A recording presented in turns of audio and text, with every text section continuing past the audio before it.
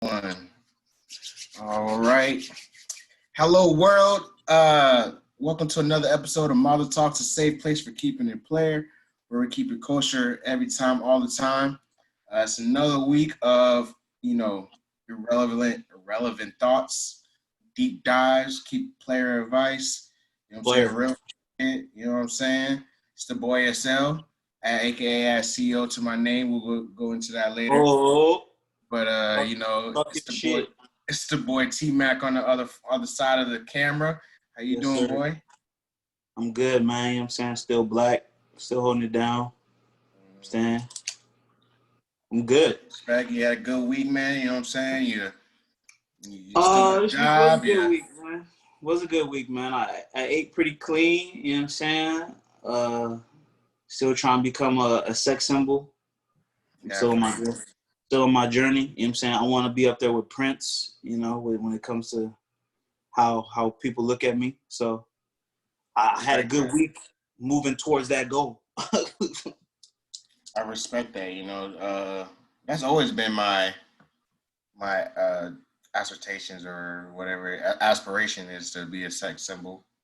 Bro, it's a slow process for me, but it's been a tough week for sex symbols though. That's kind of crazy though. You seen what happened to that man Trey Songz? Yeah, I tweeted. There's something off with these niggas in R&B, and we thought rap niggas were the ones that were OD. Nah, these R&B, bro. R&B niggas for sure got like a level. They have to have a level of freaky to them because they're singing about sex so much that like I had a homegirl and she used to say like we was listening to Trey Songz. She was like, yo, this nigga can't not fuck good singing like this. Like if you can't go in a lot of different bags in the bedroom, you can't be singing about the neighbors know my name and shit. You know what I'm saying? You can't do that. So, and look at R. Kelly to talk to, not to compare the two, but there has been comparisons between the two musically in the past, Trey Songz and R. Kelly, that nigga has some of the nastiest, sexiest songs of all time, and we see how he get down. Yeah. There's something chemically off for R&B niggas. I mean, you said Trey been in the news for allegedly nasty things. The Browns, Chris Brown, Bobby Brown, James Brown, all of them have been chemically off. Who's the third Brown that you said? James Brown. James Brown. That nigga was, he was very, very toxic. Robert, he's the king of nasty niggas. Yo, to talk, there's a free R. Kelly protest going on? Yes, I do. And it's all aunties. Listen, that nigga said... he sang to them women for 20 years, bro. They are in love with that nigga, bro. Right. He told these aunties to wipe his tongue. He said, wipe my tongue. Why you gonna wipe my tongue? He said, wipe my tongue. I seen that video. He was overseas. He's like, you want to come to America? You want to come to America? Someone said whatever he did that shit. He did that shit. That nigga is different breed, bro. But these R&B niggas are a different breed, bro. Yeah, we gotta do an evaluation. If anybody I know wants to be an R&B nigga, we're gonna have to just do a quick, mental health check on you, make sure you are right, because they're likely to go off at some time. I think there's all right, so this is what I think. So rap niggas, they're if you're a rap nigga, you already live in this world of like, I'm a tough guy. You know what I'm saying? Like, nobody's gonna fuck with me, you know what I'm saying? I still get bitches or whatever, but these niggas ain't shit. Like, you know what I'm saying? I'm a tough nigga.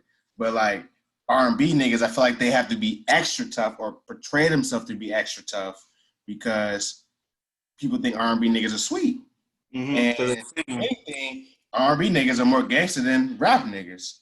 That's a fact. Listen, it's more R&B niggas that have shot niggas than rap niggas, I bet. Like, yes. R&B niggas are very thorough. This is very true. So I think that's the problem. It's like little man syndrome. And a lot of these R&B niggas are kind of short besides like, Chris Brown and shit like that. Like a lot of these R&B niggas is short. Jacquees is short and they have like short tempers. Yeah. Who? Short niggas, short temper. Brian McKnight is pretty tall, I heard. Okay.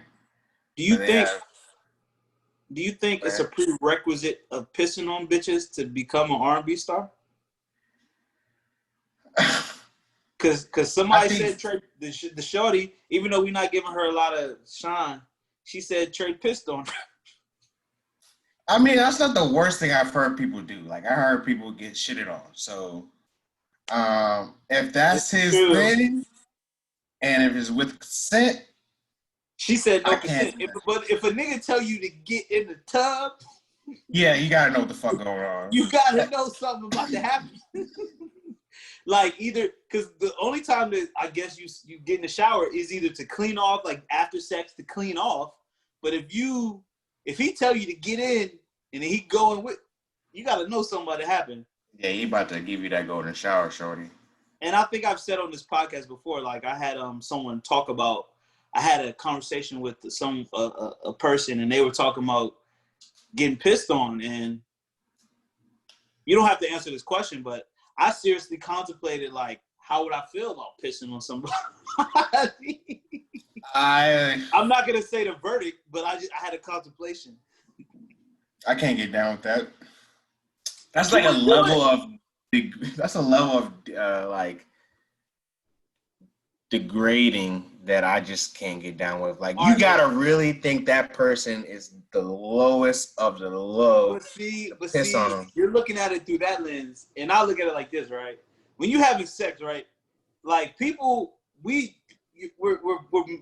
playing with each other, right? We're putting things in places, and we're touching things and shit. We touch places on each other that we like. I don't know how it's gonna feel, but let's see how it feels. You know what I'm saying? Like I'm like, shit. Let me put my dick on your cheek. How does it feel on your cheek? Chris, you put your penis in weird places. You don't just put your penis in the vagina.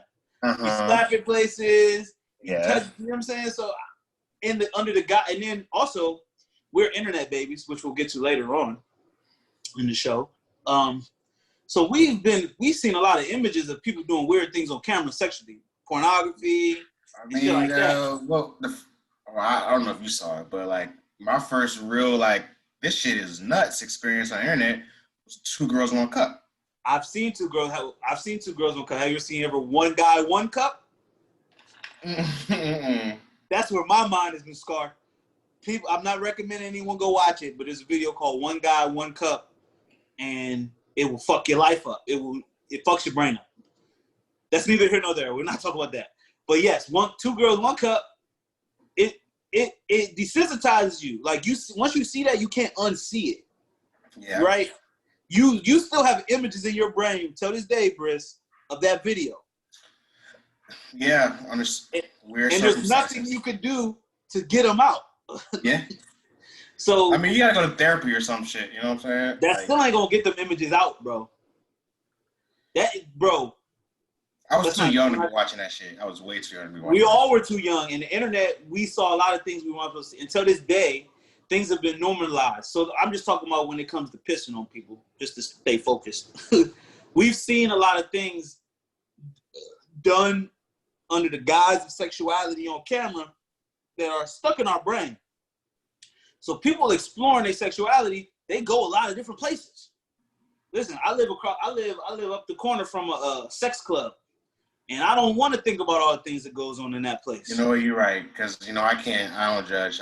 I try not to judge. So I can't judge anybody if they like getting pissed on. Exactly, bro. Listen, we all have our kinks.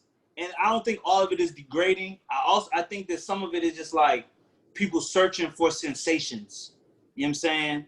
And different sensations, different feelings. I don't know, bro. It's levels to this shit, you know?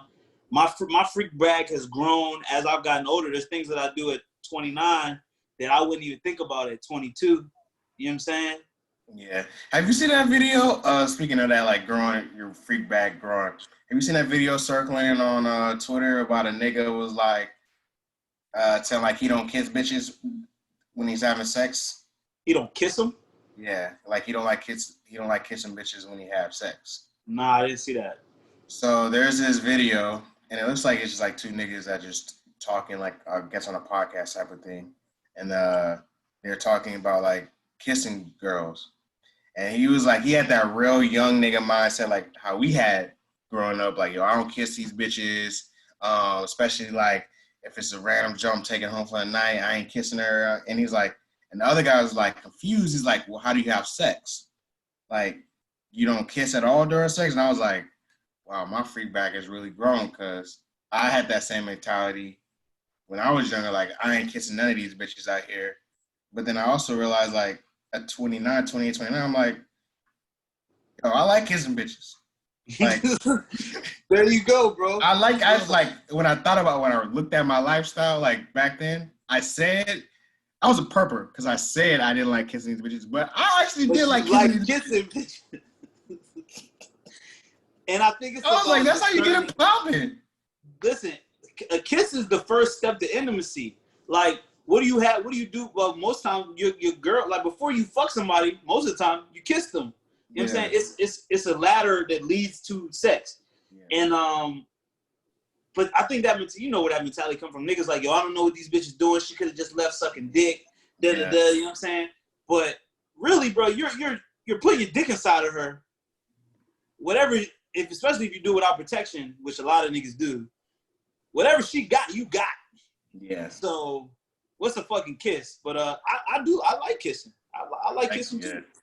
But I think it's just about you gotta discern who you kissing. You know what I'm saying?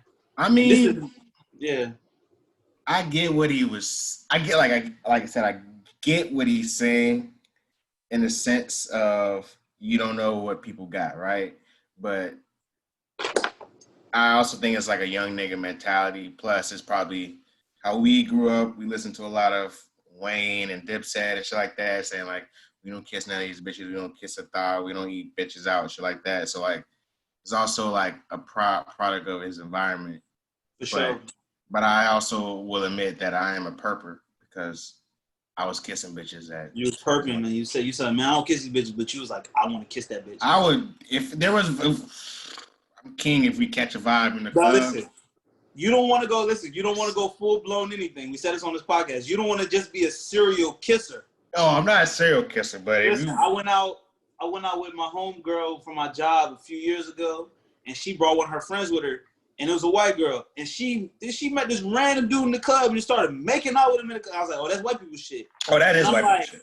She didn't even get the dude number. She never gonna see this nigga again. I was like, so what is the purpose of you making out with him? But, you know, white people, they make out. They'll make out. They ready to tongue somebody down. Yeah, I learned that in high school. But see, also, there is a lane to where, like, shit, listen, if I want to kiss a joint in the mouth, I'm going to kiss her in the mouth. You know what I'm saying? Like, if your lips look good, baby, I was most likely to kiss you. Let's go. As a matter of fact, and I'm going to tell another story. At your 29th birthday party, I was completely single then. We was at the club, and there was a girl, and listen, I was lit. We started drinking some Martell. I was lit. Yeah. And somehow, I don't know, she's twerking on me. And I remember, this is probably the last memory I had that night. I was in her ear. I was like, yo, I want to kiss you right now. and that turned her off, though. Like, she wasn't fucking with me after I said that. And I was like, in that moment, like, listen, first of all, you're grinding your butt cheeks on my semi-erect penis. Because I was semi-erect. And all I wanted to do, and when I get really drunk, I like to get intimate. And I was like, yo, and I didn't say, can I kiss you? I think I just said, yo, I really want to kiss you. And then next thing I know, we was kicking them out the section. I mean, I'm not mad at the shot. Man. Because look, I was feeling my feelings, and I wanted to do it, and I asked for consent. I didn't get consent, but I remember that her reaction was not a positive one. Mm-hmm. So it's a stigma just kissing random people. And I don't think you should kiss random people, but shit, if you feel something in your heart, you know what I'm saying? That's what I'm saying. You feel something in your loins. That's what I'm saying. Like, we consent. We got one life to live, baby. And if you and another person that you are vibing with, and you feel the moment is right, I say kiss. Get that consent. Like, can I kiss you right now? Like, well, whatever player way you think is gonna get the shot off. You know what I'm saying? Go ahead and get that shot off, and fuck it. Deal with the whatever happens later. Yeah, man, but be safe. I think it really just comes down to, I guess, this is not how we really were supposed to start the podcast. But it's like, I think it's really about you do need to be choosy with who you do things with, period. So you should be picky enough to that. I'm picky enough and my discernment is good enough that, or if I chose her, I'm comfortable enough to kiss her in the mouth. You know what I'm saying? And shit, let everybody is nasty in some type of way. And all you people that's judging people, you just listen, you ain't that nasty. So I'm not here to judge Trey for pissing on people. Anybody judging is probably nastier. Exactly. Because it's always the one scared. that's nasty as hell that be trying to say, well, why are you doing that? But then you get behind clothes with their ass and they pulling out a whole black bag of shit. Yeah. They Listen, got a whole I feel like that is the overall theme of our podcast. Never go full anything. Anybody going full judgy, you're nasty. Anybody going full, it's the niggas that's homophobic, super homophobic, that's like, leading marches. You want boys. They're the ones that be fucking boys. They be Exactly. pedophiles. Like, come on, son. Like, that's exactly who be doing it. Just like, think about it, Catholic Church. They cast it, and them the one of the motherfuckers that got 1 million cases of molesting boys on their hands. You know what I'm saying? So come on, son. It's just like you can't hide. Like, it's like, motherfucker, you can't hide your insecurities. People can spot it out. All you motherfuckers judging people, you probably got the nastiest bag. You probably into the nastiest shit. So that's an intro for your ass. I don't know how we got there, but what you got something to keep it funky with this week, or should I go first? I guess. I'll go first. I think yours is a little more explosive than mine. About, you know what I'm saying, like, we internet babies. I be on Twitter for at least 2 hours a day. Well, not 2 hours a day. I balance out all my social media for about 2 hours a day. And I've seen this line, and I've even seen women put this in there, not just on Twitter, on Instagram, put this as a caption to their pictures. They'll be looking very good and have on a nice outfit, and they'll put, "I'm in my bag, but I'm in his too." Mm-hmm. And I believe this is a City Girls scripture, or just and when I read this shit, I be like, I really want to say, yo, shut the fuck. I really want to be like, you know the type of nigga that you attract when you say that, right? Like, if you in his bag, that means he's giving you money, he's Birkin bagging you, or he's, like I said, I'm not on these levels of society, but I do understand the nature of people. So if a man is providing a certain type of lifestyle for you, you understand that he's not just buying you the Birkin bag with that money. He's also buying a leeway for his ass to cheat on you and disrespect you on a level. And also, you know what I'm saying, and do his thing and shit. If I buy you this, bitch, you don't need to ask me no questions. You can't ask me where I'm going, what I'm doing, where I'm going, who I'm with. Because guess what? You in my bag. So if you in my bag, you don't ask me no questions. You in my bag, don't be in my business. Yeah. And I know girls saying this because it sounds cool, like, oh, I'm in my bag. And listen, we all know when women get took care of, Briss, you got a woman. Come on, son. You take care of her. Yes. You look out for her. It's a given thing for a real. Now we talking about real men. We ain't talking about these lame niggas. It's a given as a man that you have to take care of a woman. It's a given. Mm-hmm. We go out to eat. I'm paying. We go on a trip. I should be paying. I'm paying. I'm paying for majority of it. Everything. Electricity. All these goddamn streaming services. I'm different. I'm paying for this shit. But you gotta understand, like, if you got a man that's really funding everything about your life, I really want women to understand, and all the girls that are indoctrinated on this city girl lifestyle, that nigga ain't gonna treat you good. It's a fact. If you're in my bag, you're in my bag, and you don't need to ask me about who I'm fucking, because I ain't just fucking you. Yeah. I support all women. I support the city girl lifestyle. You know what I'm saying? Get it. If a nigga gonna pay for you, take it. My mother told me, if anybody is willing to do something for you, you're gonna take that generosity, but know that there might be strings attached. So like you said, Strings attached. If this nigga is taking you out, flying you out, just know that you probably can't question him for shit. He probably got a couple other bitches. So I suggest that if you live that lifestyle, you better have other niggas on the side too, and don't get too emotionally attached to this nigga because he's probably gonna be controlling. Any nigga that's Bro, got all the money and he's dictating what's going on because he's paying for the shit, he's probably like 2 arguments away from beating your ass. you can't tell me shit. Yeah. If I'm paying for everything around us, what can you say to me? Not shit. The car you in, the clothes you wearing, the trip all we this shit's on. mine. What can you say to me? You're giving up a lot. Like women love to be in control. But listen, you ain't got that much control if that nigga pay for everything. Yeah. So, now, if you got your own, now I think that's why they use the part I'm in my bag, so they're getting their own money. Yeah. But if you ain't spending your own money, shut the fuck up. It's basically that money that I'm paying on you means shut the fuck up. I'm going to cheat. Yeah. You need to shut the fuck up and know that I'm going to cheat. Mm-hmm. And it's not really cheating. It's not really cheating. It's just shut the fuck up. I'm going to fuck who I want to fuck. Yeah. And I'm going to fuck you. Yeah. When I want. Yeah. Yeah. You know what I'm saying? I think that's pretty much a good game right there, bro. Like, keep it 100. Just keep it 100. If you're in your bag, hopefully your bag is like a Dame Lillard bag where you can shoot from everywhere in the court. You still got you got 3 niggas paying for your shit. Amen. Instead of just one nigga paying for your shit. Or you got your own money, but you want to use his money. And I support that. You know what I'm saying? Niggas are going to trick regardless. Yes. Let's keep it 100. Niggas love tricking. You know what I'm saying? Especially it. old niggas. You know what I'm saying? This new crop of niggas right now, I don't think we want to trick so hard right now because we don't got money to trick. Exactly. But if a nigga got money to trick, he will trick it. It's tricking, bro. It's instinctual for money. Money is a lubricant. It facilitates situations. I can get to know you better if I'm facilitating the shit. What time you get off work? I'm sending you a car. Or I don't know what I'm gonna wear. Don't worry about it. I'm paying for I'm gonna see you to the mall. You buy what you want.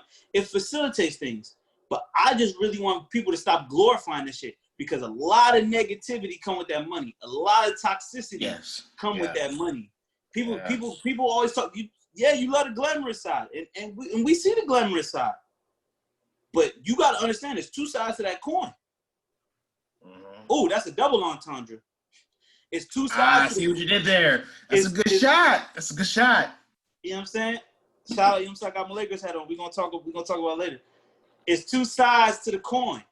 So I'm buying you these things, but there's something on the other side of it. And this is really not for the professional city girls that know what they're doing and been doing this for a while. They know the game. This is for these young little Jones that thinking that they gonna get a lot for nothing. Yeah. Because like I said, we stretch back our demographic hits to the 18-year-old Jones. And listen, they on Instagram just like everybody else. They on Twitter just like everybody else. I know you see the lifestyle, baby girl. But I'm telling you, it's another side to that shit. That same nigga that's flying you out and the same nigga that's treating you all good, you get on his bad side, it's gonna be a different side. Because guess what? Everything he ever bought, everything he ever paid for, is ammo. Yeah. It's ammo for him. It's ammo. Yeah, and in general, you should never want to give nobody that much power over you. Because that's what you're doing. That's what they're buying. And that was what I wrote down. And I said it before, they're not just buying you things. They're buying other shit with that money. Mm-hmm. We live in America, one of the richest countries on earth, one of the best standards living on earth. There's a lot of luxury shit in this world and on this side of the map. But understand that luxury shit come with a price. You think all these billionaires and millionaires, they doing shit in the dark. And what happened in the dark is, guess what? They throwing away women. They're discarding you.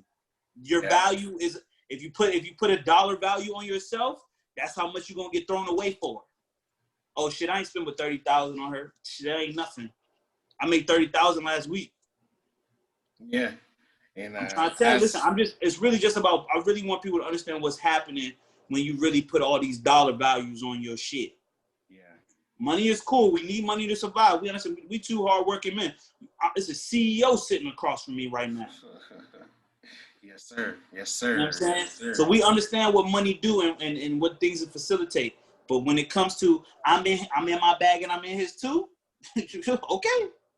You in his bag. You said it yourself. You're in his bag. And, so he could put you away. He could pull you out.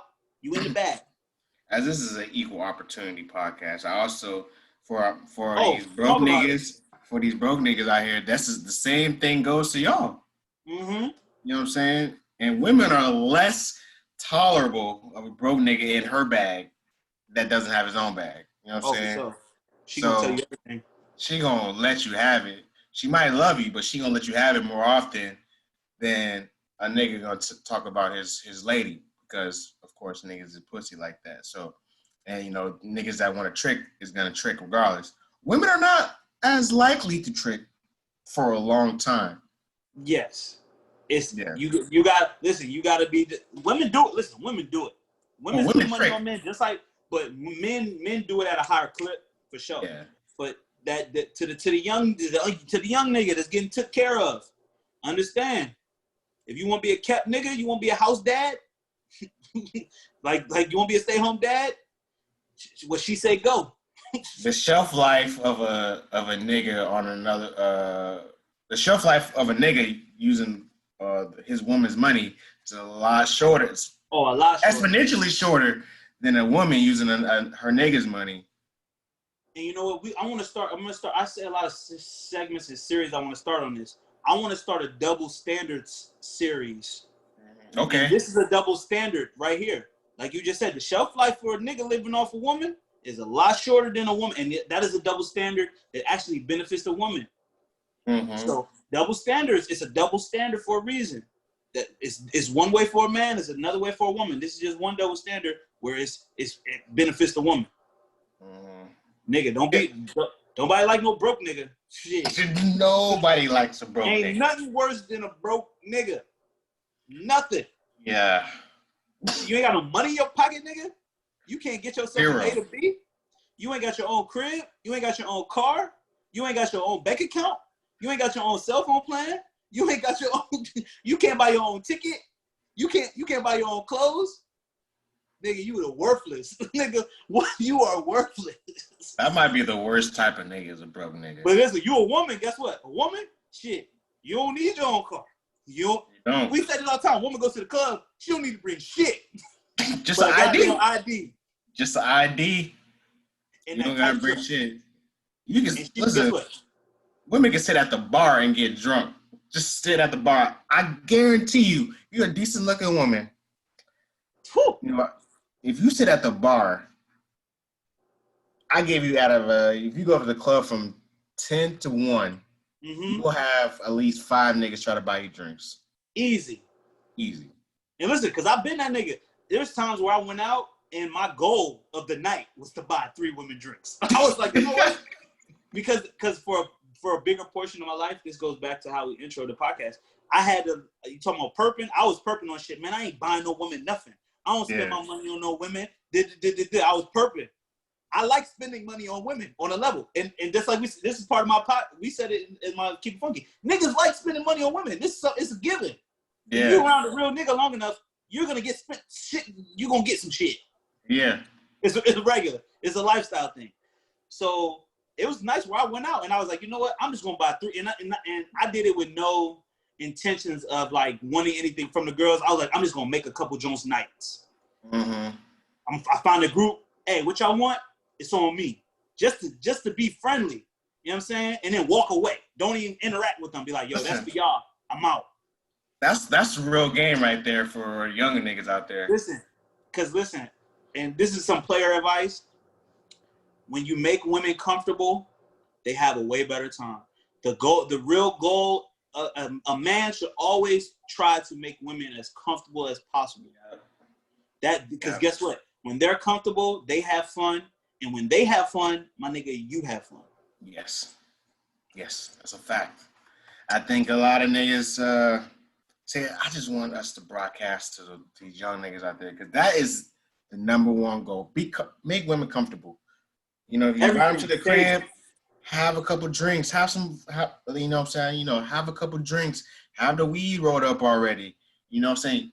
Buy a fucking candle or some shit. Yes, you know make it smell Clean nice. the house up. You know what I'm saying? Don't make, like, admittedly, sometimes our house look like a fucking trap house. So, like, I can understand why women didn't want to, probably if they didn't feel comfortable with us, like, just chilling in the crib, I understand why.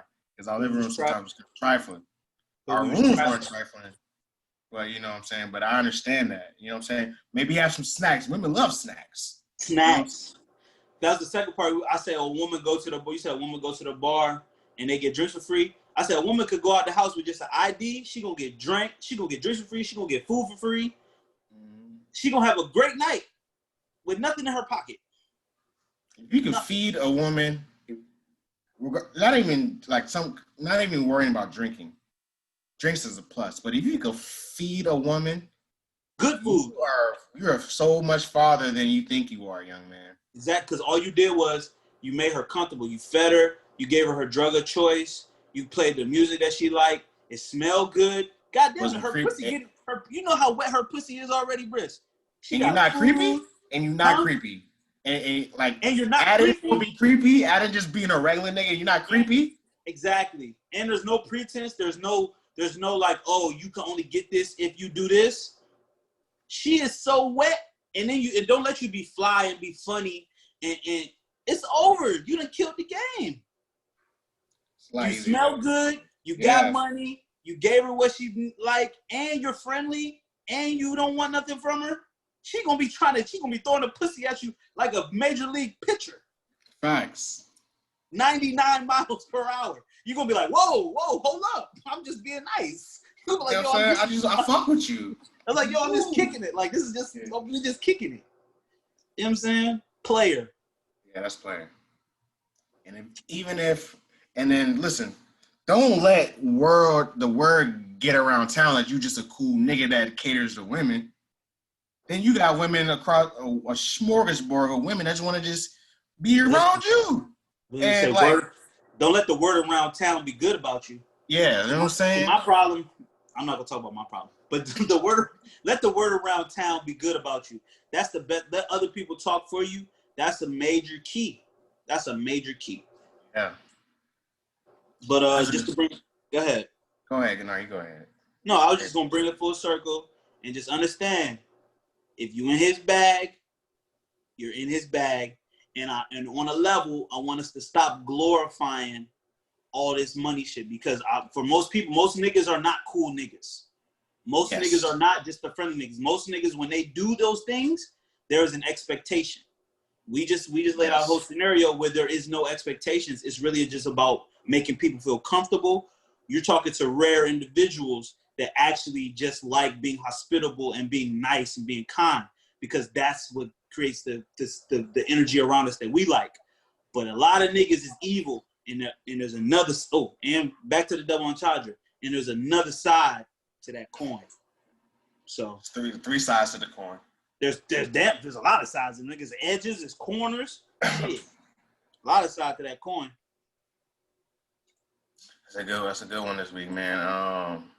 So I'm gonna try to work this out. So I was listening to the Brilliant Idiots this week, and there was one thing they were talking about that really resonated with me. That for my Keep It Funky this week is just like, throughout the lifetime of this planet and the humans that have been on this planet, I think at this present moment, this human segment or whatever we have right now in this timeline is probably the most unintelligent group of humans on this planet. So let me explain. So, like, if we look back in our history books, we've, people have built the pyramids, they have built the Great Wall of China, they have built nations, they have, developed vaccines and, fire, the wheel, and shit like that. Just real game-changing elements of life. And even though they might be the most not quote unquote the most intelligent, I feel like civilization was just it moved. The progress kept moving. Mm-hmm. And just looking back at the last 30 years of my life, I just feel like humans, especially Americans, that we haven't done anything productive to advance society farther than 50 years from now. Like I can't think of anything really invented that is a game changer for life besides the internet. And there's good and bad things about the internet. Plus, there's just a lot of stupid people. A A lot lot. of stupid people, like just in general, walking around with stupid opinions. And I don't know because I didn't live back then, but I just assume people just kept their stupid opinions in their circle of stupid opinions. So now everybody's stupid opinion is broadcasted worldwide. You don't need no facts. You don't need no real information. You just need somebody else to believe in your stupid opinion. Mm-hmm. Now your stupid opinion is something that's changing people's lives with fallacies and things like that. Have we built anything in the past 30 years as a society, human society, that's like, okay, that's gonna stand the test of time? Not in them. I don't know about America. Overseas, like Dubai and shit. I think some cities have grown that's kind of like been dope. Like I said, Dubai. I think it's probably one of the biggest like wonders. Like you talk about wonders of the world type shit, like pyramid type shit. I don't know if we built anything that's like a wonder. You know what I'm saying? Like something that's like a testament to human ingenuity. Yeah, like I don't know. I don't know. The only thing that comes first thing that comes to mind is like, yeah. Yeah, like you watch. The venture ain't in the Western world. It ain't in America. But not at all, man. I don't know. I really feel like niggas I feel like I don't know if there's more stupid people, but it's a lot of stupid people. And when you talk about the internet, they just saying shit they don't know. I feel like there's a lot of people that get their opinions from other people and don't do any research. Bro, we went to college. Lord, God, thank God. We learned how to research shit. That was one of the best things that college taught me how to do actual good research, how to look for sources that are dependable, reliable, and get facts about things. Like, excuse me, to this day, that's probably the top 5 things that college did for me. Taught me how to do research. Whatever I want to know. If I want to know about something, I know the path to go to find the accurate information about it. But for sure, I feel like a lot of people don't know shit, and they're not doing no research for themselves. So they talking from a place where they don't got no facts about it. So it's like there's a lot more stupid people that don't know they stupid. There's a lot of stupid people that think they are smart, which it might be worse than an actual stupid person. Because an actual stupid person will kind of stay in a space where they're like, listen, I don't know much, so I'm going to specialize myself so where I stay in a place where I can do well with what I do know. It's a lot of people going off at the left and the right and up and down about shit, and they don't know shit. Yeah. So I agree with a lot of people, especially, listen, if you go on the internet, you're going to see 500 dumb people before you get to one profound, intelligent person. Yeah. And let's hope that intelligent person is actually have some type of moral compass and they're trying to lead people in the right way. Because say the person is smart, but then they try to manipulate people. They're like, oh, I'm smarter than my 20,000 people that I got that follow me. I'm just going to manipulate them so that I can use them to do whatever I want to do. And you might be onto something. Listen, I don't identify myself as an intelligent person. I know that I identify myself as not a stupid person, but I know that I don't know a lot. And I kind of try to walk my life or walk through the world in a place of not knowing and trying to learn. And I don't know if a lot of people do that. You know what I'm saying? Like I get on this podcast when I do my spiritual segment and I say, I don't have the answers. I got questions. Yeah. But when I do learn something, I try to give it back. I think a lot of people really think they know some shit. Like people really be standing on like, I know what I'm talking about.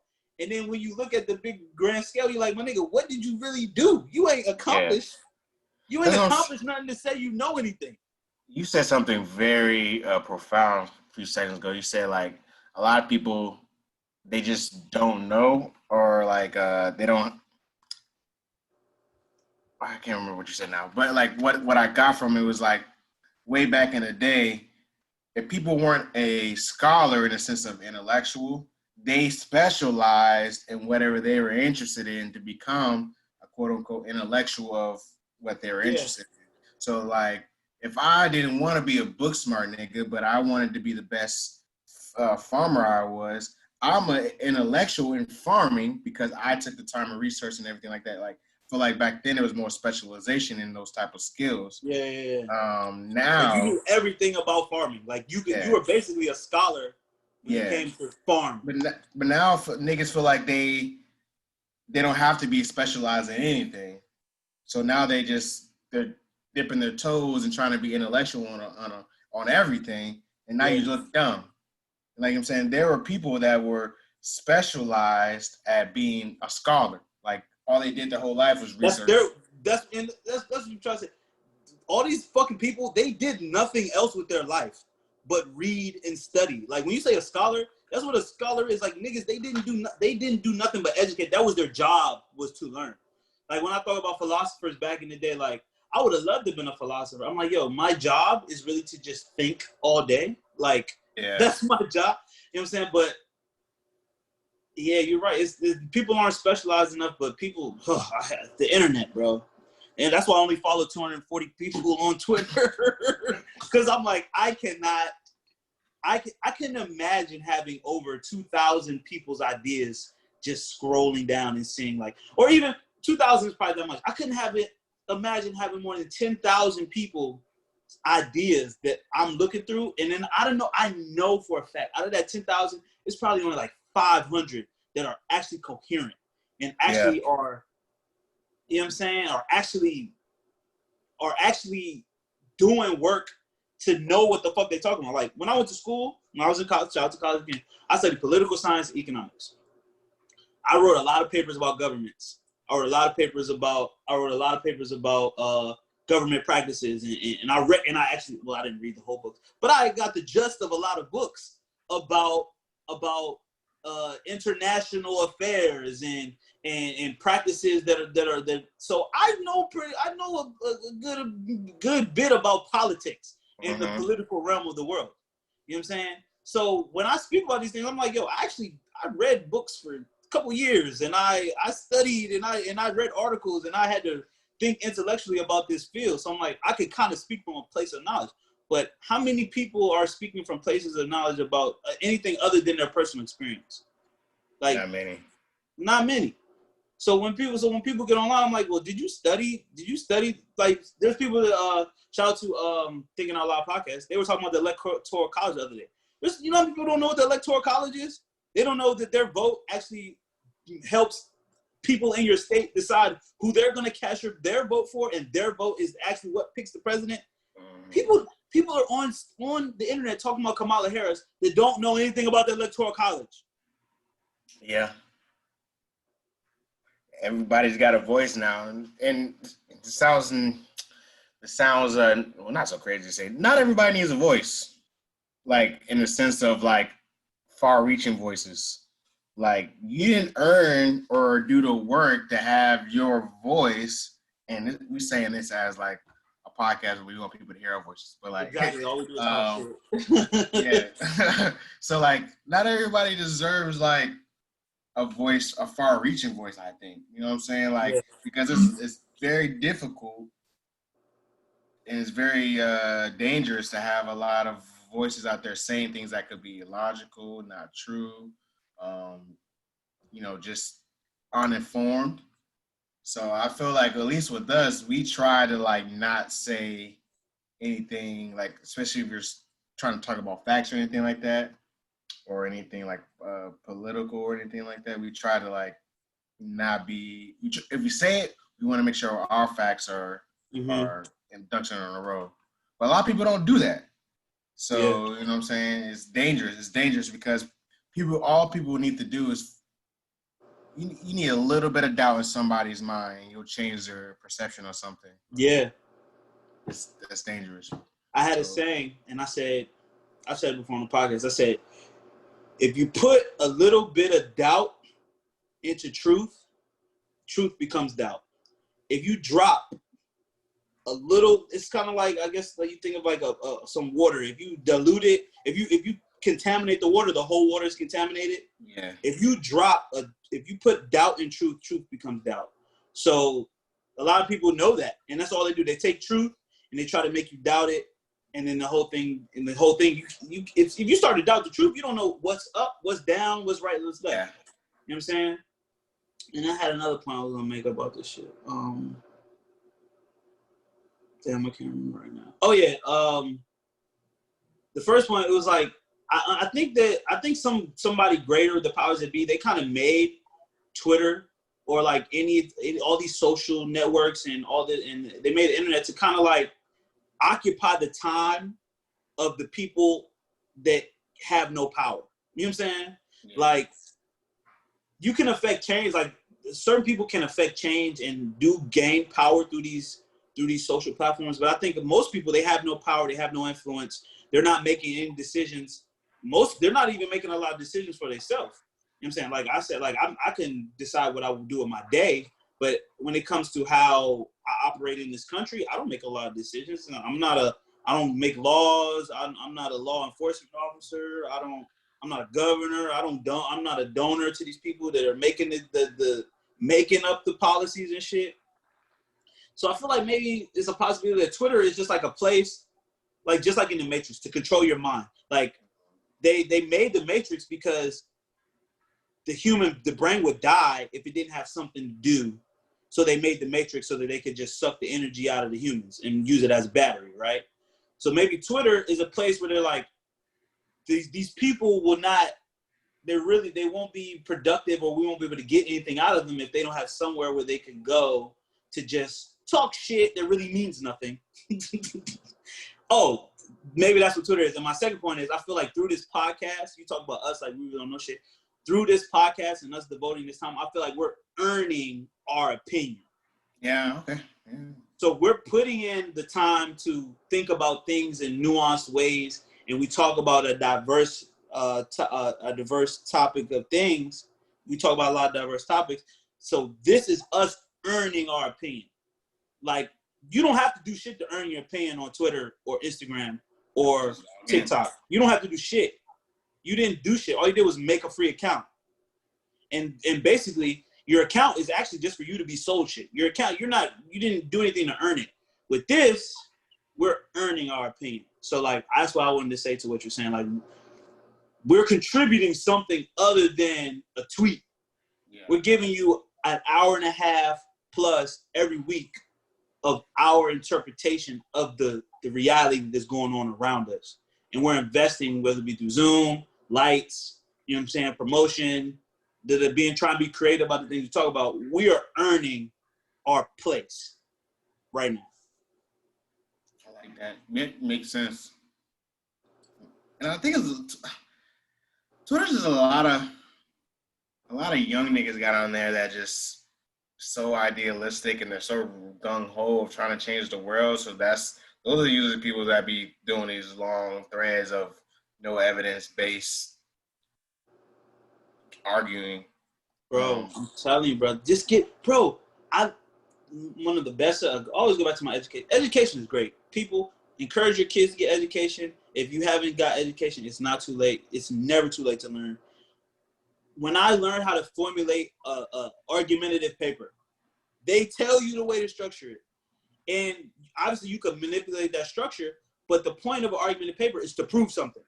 At the end of this paper, I'm going to give you evidence to prove something. And either you can believe my argument or you could not believe my argument. But I'm going to lay out my argument in detailed ways through this paper, through these words. So that's the way I think. If I make an argument, I'm going to lay out my facts, my evidence, and then I'm going to prove it, and then I'm going to come to a conclusion. People don't do that on the internet. They say their opinion, and this is the last thing. just like we saw on the internet, and like a lot of people are stupid. It's basically the loudest person with the most most conviction wins. That's not the most right person on the loudest person with the most conviction is not the right person. It's not the person that's right. Yeah. And I said that was my last thing, but I have another thing. I was in jail, right? I was in jail. And in jail, niggas argue all day long. You got nothing better to do. Niggas love to argue. But guess what? You know how many arguments would not even be arguments if they had some way to prove that they were right or wrong? In jail, I was like, yo, if there was Google, half of the shit that niggas argued about would not be argued about if we had Google. In jail, because I'm like, yo, it's going to take niggas will argue about who won the Super Bowl in 2011. It takes 2 seconds to Google who won the Super Bowl. But since there's no way to prove it, niggas are arguing for 4 hours about it. and then all they're trying to do is get everybody to convince. They're trying to convince, nigga, in 2011 was the Mavs. Like, no, it wasn't. It was the Spurs, bro. The Spurs won in 2000, bro. So whoever's the loudest and whoever gets the most people to believe them is the one who basically wins the argument because there's no way to prove it. That sounds fun, to be honest. Listen, no, it's not fun. Because I'm sitting on the side like, my nigga, all we need to do is to Google this. But there's no Google. So I got to sit through 2 hours of who won the NBA championship in 2011. And I do think it was the Spurs. I think. Or it was the Mavs. I can't remember. Or it was the Heat. I can't remember. See, let's Google it. We don't know. Let's see how quick a Google search will be. 2011 NBA Finals. My pick is it was the Mavs. It was the Mavs. The Mavericks, yeah. Yep, Mavs won 4-2. There you go. So, I get that. But you see what I'm saying? So the internet is basically jail the internet is jail with internet, if that makes sense. The internet but niggas are stupid, and I think that your Keep It Funky is right. Your Keep It Funky is right. You're onto something. Like, we have so much information, but niggas choose not to use it. Or maybe too much information is a problem. Mm-hmm. Now I understand why people say ignorance is bliss. Because if you have too much information, one, it can be an overload of your sensories in your brain, one. And too much information, I think, can also, ruin a little bit of your, rose-colored glasses of life. Oh, yeah, for sure, bro. For sure. So, you get too woke because you've read everything. Now you've quote unquote broke the matrix, and now you've taken the red pill, and now you've seen everything for what it is. And I think that's very noble. I think you should be very well versed in everything that goes on. But then now you can't take anything serious, or you can't enjoy shit, you know what I'm saying? Being too woke. Too woke. You can't watch a movie because now you're like, seeing the correlations between this and this, or you start listening to music differently, and it's like, life really the same for somebody that's super woke? I don't think so. That's why I think not to be super woke.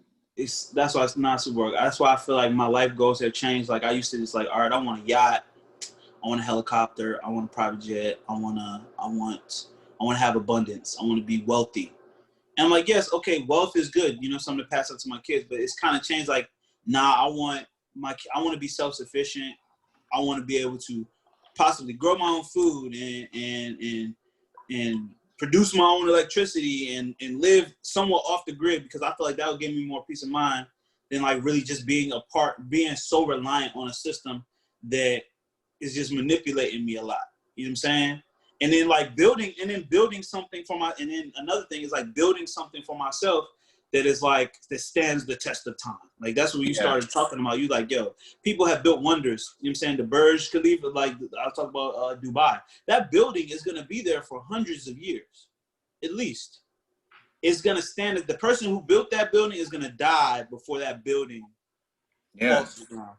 The people who built the pyramids are been dead and gone. Still there. The Great Wall of China, been dead and gone. But what can I build that's gonna be here to show that I was here and that I tried to create something. You know what I'm saying? That I did create something. That's what gives me more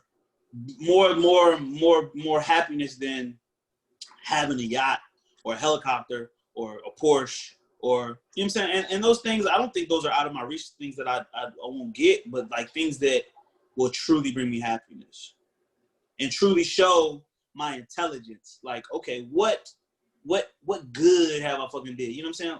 For all this shit that America's crocked up to be, America's spilled so much blood.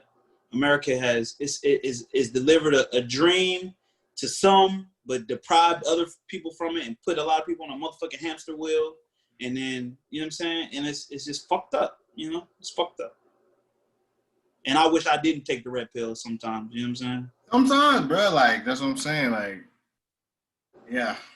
Let me just be a motherfucking mogul that just exploits everybody and becomes a bit. Let me be Jeff Bezos Jr. Let me be Jeff Bezos. You know what I'm saying? Where I'm just gonna become make billions, trillions of dollars, and just not give a fuck about how I affect people. I don't think you just got me wondering, does Jeff Bezos really have kids? Does he have kids? I don't know, but I do want to. I would really love for people to interview him and talk to him. I've never seen him do an interview. I'm sure there's some like on CNN or like 60 Minutes or something somewhere, but I never watched it. All right, well, let's go into your Terry's topics this week of Terrian's topics. Terry's I still do not identify as Terry because Terry Crews is still out here. He's more famous than me. So let's just start with it. Stallionaires assemble. Megan said it. She confirmed. She said, Tory shot me. Tory, you shot me. Yeah. So, I mean, we speculated, and that's all we've been doing is speculating. Because I said on the podcast, I think every time we talk about it, I say, yo, if he did it. Because, you know, when in these situations, we don't know what the truth is. But out of the horse's mouth. See what I did there? I see what you did there. Out of the horse's you balling today. I'm out here. Out of the horse's mouth, Megan Thee Stallion said that Tory shot her. So, and it's all spawned from people like questioning whether, she was seen in the club with Future. They showed her ankle wrapped up, but then also saying that she got shot in the foot, but no bones were broken. The internet was saying that whether she even got shot in the foot or what really happened. So she said Tory shot her, and she also released pictures of her foot and showing bullet wounds in her foot. And this is very hot news because now Tory Lanez has been confirmed as the shooter, where at first it seemed like she was trying to not put him out there and not try to say what really happened. But because of the internet, she came clean. What do you think about this, Bruce? I mean, we already knew what was going on, but it's good to have confirmation, I guess. I mean, you really don't need confirmation, but Tory Lanez is suck a nigga. Get this nigga the fuck up out of here. You know what I'm saying? Any nigga in the industry now that, wants to do music with him going forward, like, you're complacent with this shit. Like, if you have music, you should take him off it for right now. You know what I'm saying? Just, that nigga's donezo. He's dead out here in the streets. So, regardless of the situation, Meg didn't have a gun pointed at you, so there should be no reason why you should even be pulling a gun out around women. Yeah, if she was going to swing you, take your ass whooping like a man.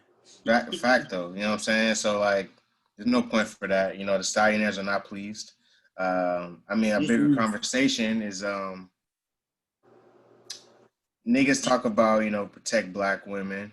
And I know my niggas that have black women do protect our black women, but I guess there's this narrative that niggas aren't doing this. So what are ways, this isn't the deep dive yet, but what are ways that niggas can prove that they want to protect black women? You know what I'm saying? Like, because that narrative is going around on the internet that niggas ain't doing that, but then you see stories like the black men protecting the black woman in New York who's being harassed by the white man, her white neighbor. Yeah, that's the story I thought of. You know what I'm saying? That story doesn't get enough light. You know what I'm saying?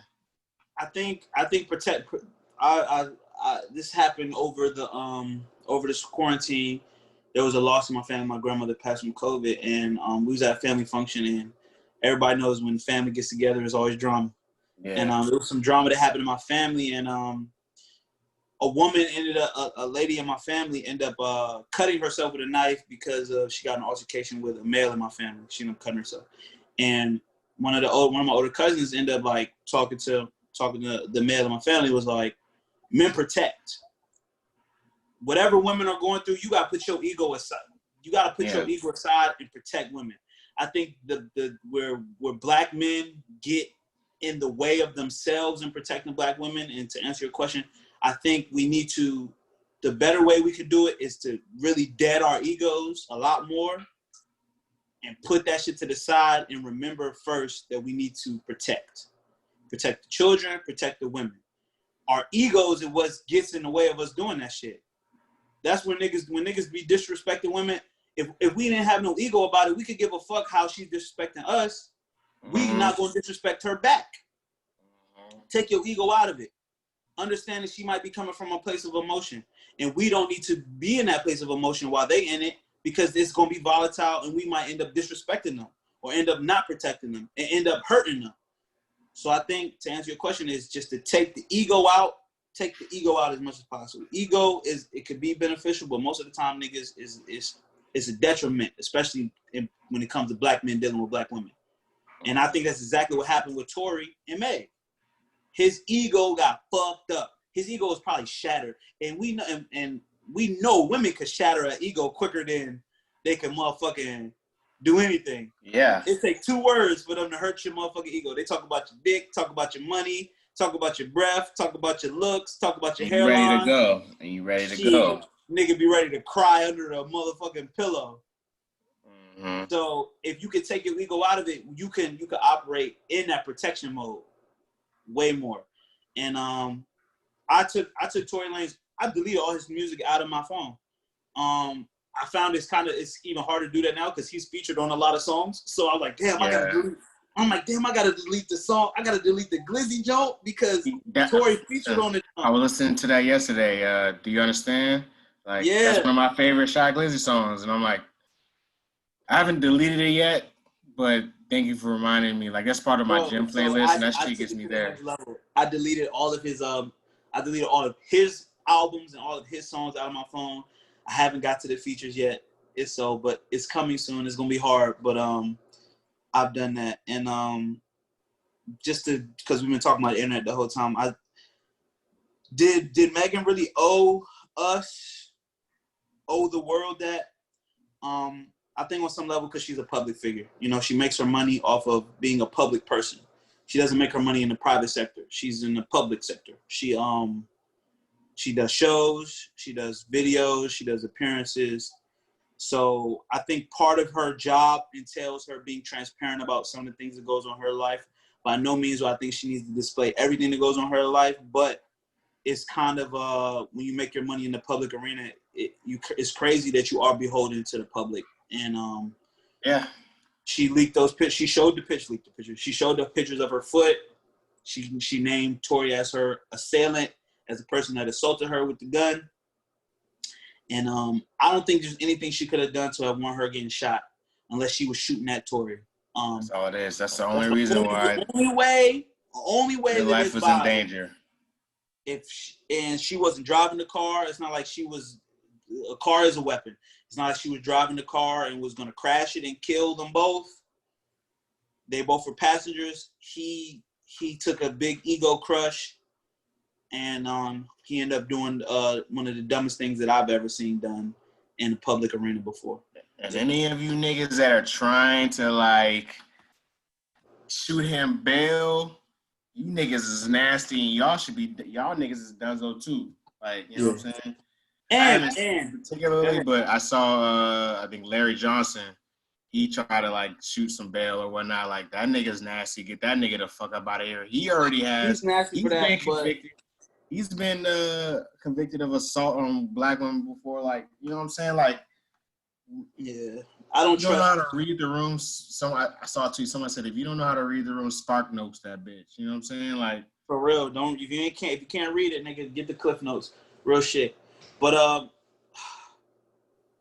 people call her a snitch. I didn't see it so much, but I That's heard not people. snitching. Like, I she's a also seen this though. civilian. I also seen You this can't though. snitch if you're a civilian. I You're doing your seen this though, job. and nothing explains it more than this. There was a tweet where somebody was like, "Yo, Megan, just say who the fuck shot you." And then the same person tweeted later on, "Damn, Mega snitch. You can't have both ways. You want to know what happened, but then someone tell you what happened, you call him a snitch." That's the world we live in, and obviously we know that's stupid, and we don't acknowledge that. We Stallionaires for life. We support Megan Thee Stallion and her artistry. WAP went #1, and hopefully, and Lord willing, Tory is held responsible for this, and hopefully he gets shot at his foot, and he can't make music in the States no more. Any closing remarks? Prayers to her. Prayers to all black women. You know what I'm saying? I know the niggas that I hang with protect black women, protect the woman they love. They'll ride for them, but you should, ride for any black woman, regardless if you know them or not. If you see them on the street, you know what I'm saying? If you're not attracted to them, regardless, you should ride for them because, that's a good one. That's a good tweet. I like that. That like, yo, don't just protect women you're attracted to. That's a real thing. You should ride for all black women. We think sometimes we only think the people that we only value things that like benefit us, but you know what I'm saying? You got to think about the greater good. Yeah. Transition on to the greater good. Hopefully this political landscape actually helps the most people and does some good, the greater good. The Democratic Party had their national convention, and it was all digital. It was all online. It was a live stream, and I asked Chris about this before, and he said he didn't watch. Nope. And I did not watch either. I did not watch it live, but I did catch the only speech that I watched in its full entirety was Michelle Obama's speech, which I thought was very poignant, and she hit of course a black woman would, hit every base and addressed everything. It was very plain and clear about what needed to happen. She gave the country direction when the person who holds the office of president right now hasn't really gave the most direction. We need to get him out. Michelle Obama did a great speech. If you have time, go watch that. Barack Obama also spoke. AOC also spoke. I believe I know her last name is I'm gonna fuck it up. AOC spoke. I didn't even look at Joe Biden. That's crazy though. The nominees speech. I didn't even see Joe Biden's speech, and I'm gonna watch that after this podcast. But we all know we need to vote Trump out. Chris, what are your thoughts on the DNC? Even though you didn't watch it. Yeah, I didn't watch it. Primarily, I saw the list of speakers. It's still old white people telling me to do my duty or whatever, and tired of old white people trying to tell me what to do, especially when they're not going to be here for a lot of the shit. And then I saw that they had, Hillary Clinton and Bill Clinton speaking, and them niggas is nasty. So it seems like the Democratic Party still doesn't know how to read the fucking room. Mm-hmm. Because some niggas is fucking nasty. Bill Clinton was fucking with that Epstein shit on the island, and Hillary Clinton was complacent in that shit. She's probably on the island too. You know what I'm saying? She's got body. She's nasty. And I just didn't care. I'm still doing my duty of using my right to vote. I still want Trump out of here. I just don't want to hear from none of these old white people telling me what to do. I echo the sentiments that Chris just explained. And when it comes to voting, I seen a picture, and the picture was a black man hanging from a tree. There was a sign around the black man's neck. It said, "This nigger voted," or something of that nature. And to all those people who are planning on not voting, who are of African descent and descendants of slaves, I say that it's kind of just your duty. You know what I'm saying? We do things every day that we don't may not like to do or may not want to do, but it is your duty because there's people of your skin color who fought and died and was hung from trees for you to vote. Yeah. Whether the whole system is a sham or not, guess what? Someone died for the sham for you. So guess what? You need to get your ass up and vote. And if you haven't already, the election is less than 9 days. I don't know if it's enough time for you to get your absentee ballot sent to you. Get your ass out there and vote. For that fact alone, that someone before you sacrificed their life, their livelihood, their safety. Yeah. So now the fact that I can go do it safely, I'm gonna do it just for the look, just for the goddamn sticker. Yeah. So the DNC had their shit. We didn't really check it out, but we know we need to get Trump out of office, and the candidate that can do it, has the ability to do it, is Sleepy Joe Biden. Sleepy Joe. Sleepy Joe. There's really not a good segue for this. We're recording this on a Sunday, and today is Kobe Bean Bryant's 42nd birthday. I don't know if people can see this. I have on a Lakers hat. I actually bought this when I took my recent trip to Memphis for Kobe Bryant. I'm not an LA sports fan, but I am a fan of what that man did on the court and what he stood for. So I actually bought a Lakers hat, and I'm wearing it right now for Kobe Bean Bryant.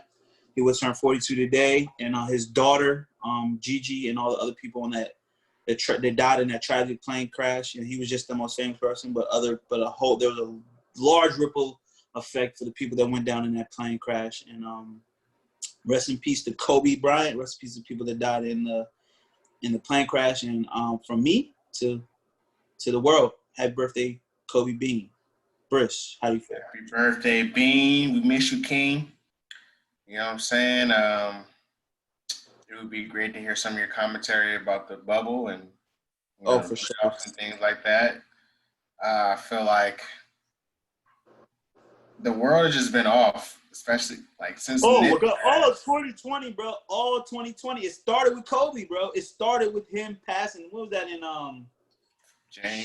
February, April? It was early in the year.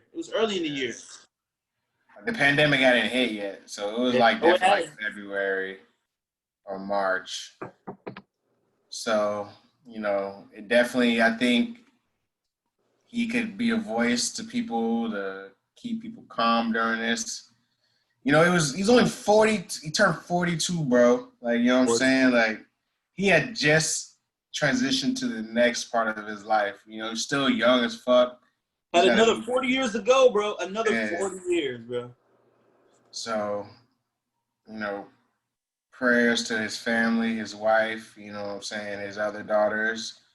Salute to Paul Gasol for, playing a God daddy and helping out with them. I love seeing those pictures of him with the kids because, like, when that's what a godparent's supposed to do, you know what I'm saying? That's what real friends do, They step up, and it's all from all media outlets. It seems as though Pau is doing that. So shout out to Pau Gasol for being a stand-up guy and filling in for his friend who's not here anymore for his remaining 3 daughters. Shout out to Pau Gasol. And happy birthday, Bean. Happy 42nd. May you rest in peace. And may your legacy live on and, your mentality. Mama mentality. So switching gears. Last thing on my agenda, I want to nerd out real quick. DC Fandom went down this weekend. If anybody knows, I'm a very avid, I would say not so much comic book, but definitely comic lore and movies and television and I love it a lot. So DC Fandom. It was like a 24-hour live stream where they premiered trailers for their upcoming movies, television shows, also presented some concepts, and it was pretty cool. They showed trailers for the new Batman movie, trailers for the Wonder Woman movie, talked about making new movies, talk about making new movies to come. Static Shock was on the menu. Every black kid remembers Static Shock, one of the good cartoon from our youth. And DC has had a lot of troubles in the past, especially when it comes to their films. Television, I think DC has done great on some television. The Flash, Arrow. I really like their platform, DC Universe. I subscribed for a while. I didn't pay the subscription, but DC is really behind Marvel. They're number 2. They're Adidas if Marvel is Nike. But they have some of the greatest characters. They have Superman. They have Batman. They have Flash. They have, you know what I'm saying, all the characters that go into the Justice League. Like, they have a lot of characters to pull from, but for some reason, especially when it comes to that big screen, they have not been able to translate that well. The Justice League movie was horrible. One of the worst movies I've seen. And when it comes to superheroes, and you know, they're coming out with a new director's cut, Snyder cut. It's coming to HBO Max, and I'm excited. You know, I love entertainment. I love going to the movies. I love all things superhero. So DC fandom went down. Chris, what did you think about it? I'm excited for Static Shock. That's number 1. Black superhero. Love black superheroes. Like you said, DC just can't get the ball rolling on their films. I watched, I think there's some premise or there is some excitement for their Batman movie with I think Robert Pattinson or whatever they get from Twilight movies. So I liked the preview on that one. I saw the Zack Snyder cut. The trailer for that. I probably will not subscribe to HBO Max for it. I hope, you know what I'm saying? I'll slide you the password. Password. Blessings. I need that. I need to watch Lovecraft Country too. Yes. That seems very good. Yes. But I just don't know what they can get. I don't know why they just can't get it right on the big screen. It's like they mess up and then they blow it up and then they bring new people in and they still can't get it right. I feel like they're just not a cohesion of storylines, and just at the top, they're just not getting. They don't have a good, clear picture of what the DC universe looks like. I think I do like the fact that they're trying to be the antithesis of Marvel. Marvel's like, real kid friendly, lots of bright colors, things like that. Over the out the box, out the box, like just very outlandish. I like how DC, I think, can be just the darker side of it. Very dark. It's very grimy. You know what I'm saying? Gotham gets, people are going nuts in Gotham all the time. I think that if they need to just start doing R-rated shit, I think that's what I think DC needs to go. Like, if you start doing Joker. You mentioned the Joker. Yeah, whatever they did for the Joker movie was fantastic. Like, I think it won Emmys and shit like that. Like, just take the notes and just apply it to Batman. Like, Batman is already, like, grimy. You know what I'm saying? It's dark. You know what I'm saying? Superman could be that, too. Like, you don't need to have, like, funny quips and shit in there, like how they do in Marvel. Like, they do funny jokes and shit like that. They don't need to do that. Just keep it grimy, you know what I'm saying? Like, tell a real story. Arkham Asylum is, where the, Riddler and the Joker and all them niggas be, just stashed up. Like, that's the storyline too. Like, I don't know. Like, I think if you just go adult, go R-rated shit, that might be their lane. That might be their lane. For sure. Or like push the limit of PG-13. Yeah. That's where I think they should go, and they'll like keep everything in the same.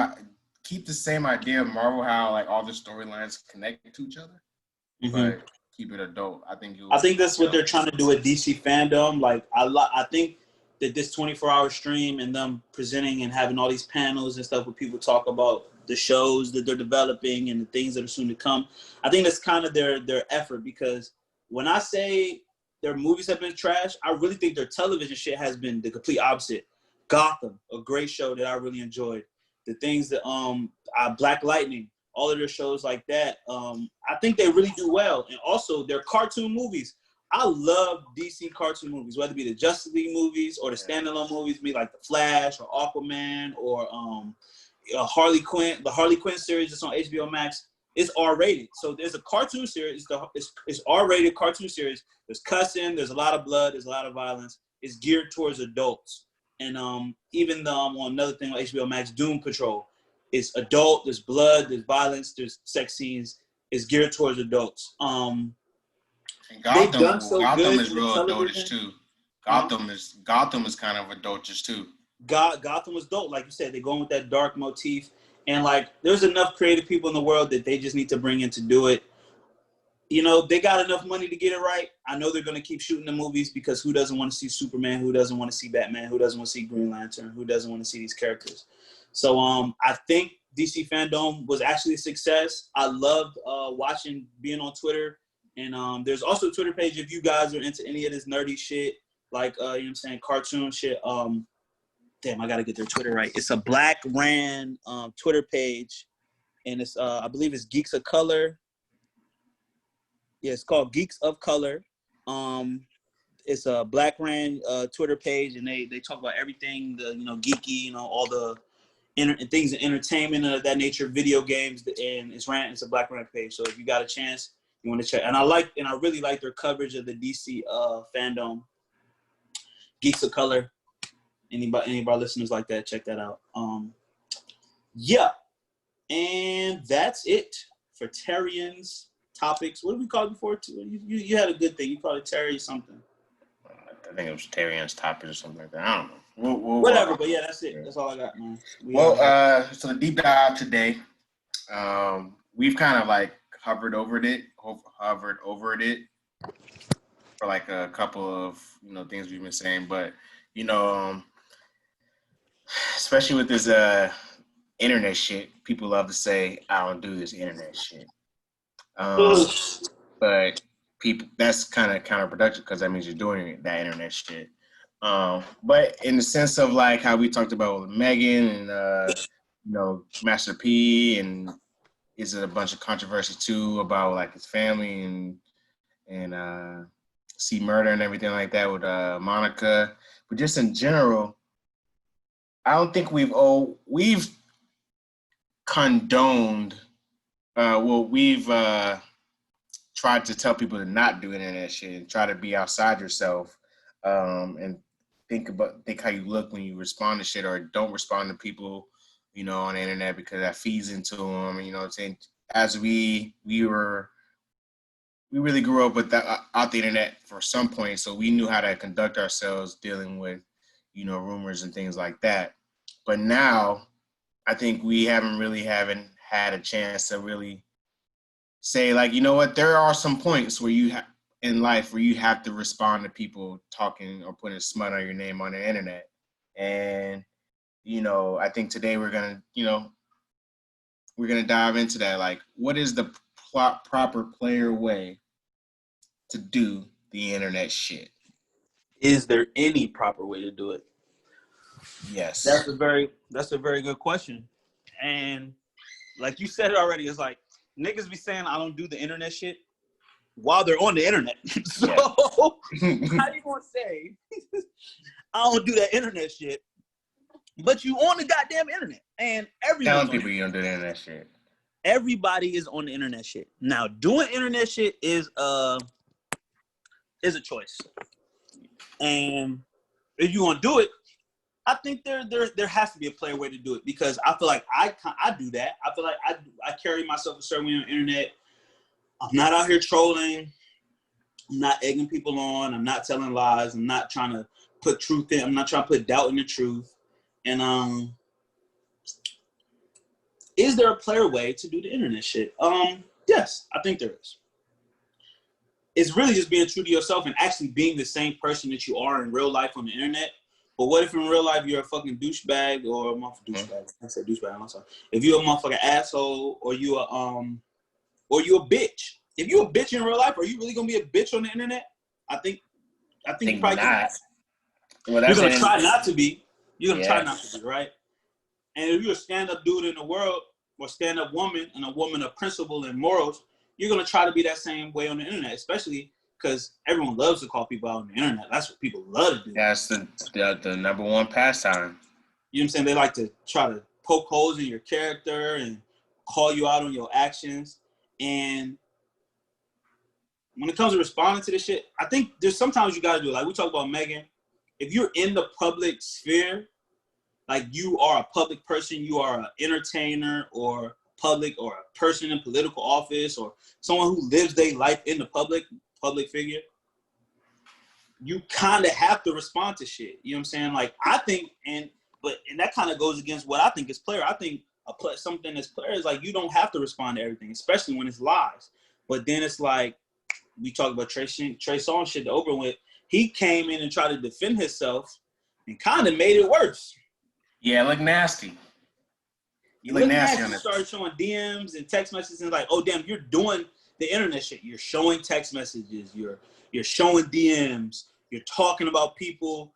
You know what I'm saying? It's like people who are quote unquote might not be on your level status wise. You know what I'm saying? And it's like, it's for sure a slippery slope. It's a slippery slope because once you start playing that internet game, which is like just playing with people's perception of things and how things come off, and there's not a lot of nuance, then you kind of lost. Yeah. Because when you talk about Master P, that's a family issue. Family should be held in the house. Should be held in. Is real. Whether it be your brother, your sister, your mother, your children, that shit is real. And I don't always think that, especially that, like, is there even a place for that on the internet? Like, they talking about C Murder. Bro, he's in jail. That just gets no realer than that. Like, he lost his freedom. Yeah. And for people to start to throw stones at, like, well, you're not there for him and you're not doing that. It's like, for you to respond on the internet, it's kind of giving the negativity what it wants. Because guess what? A lot of people clicking in and watching that. We looking at that thread. We're clicking on that post and reading the paragraph about people talking shit about people. And those are the things that get the most views. We know for a fact positivity is player. Negativity really isn't. But on the internet, what gets the most views? Negativity. What gets the most likes, retweets? What gets the most reposts? What gets the most story views? It's the negativity when you in drama. You know what I'm saying? As opposed to, oh shit, I did something positive. I'm taking care of my mental health. No one wants to hear about that shit.